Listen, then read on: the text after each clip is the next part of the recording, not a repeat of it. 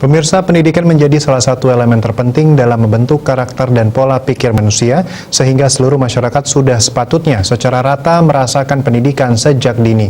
TK menjadi pondasi awal pendidikan, layak untuk dinikmati oleh seluruh anak sebagai wadah pengembangan karakter dan kreativitas.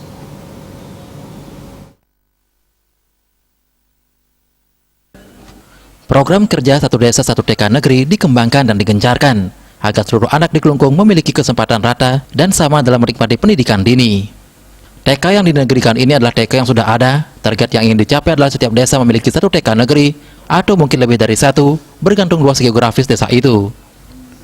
Setelah upaya ini akan dilakukan survei terkait peningkatan yang signifikan terhadap orang tua yang menyekolahkan anaknya ke TK negeri tersebut. Bupati Kelungkung menegaskan, fondasi pendidikan tahap dini sangatlah penting, tentunya dengan menyediakan fasilitas yang mencukupi.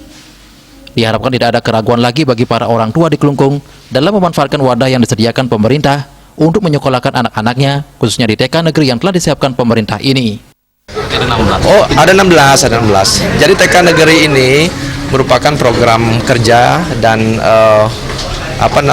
jawaban di mana saya memahami dan mendapatkan data bahwa partisipasi aktif daripada masyarakat yang anak-anaknya yang wajib TK itu kan cuma 61% ya, ada 39% yang tidak sekolah TK PAUD. Nah, sehingga dengan kejadian itu satu-satunya adalah kita mendekatkan TK itu kepada masyarakat. Memang yang kita negerikan inilah TK yang sudah ada, TK yayasan yang ada di desa. Jadi targetnya minimal satu desa satu TK negeri. Tapi kalau secara geografis nanti TK itu wilayahnya adalah luas, maka bisa 2, bisa 3 juga.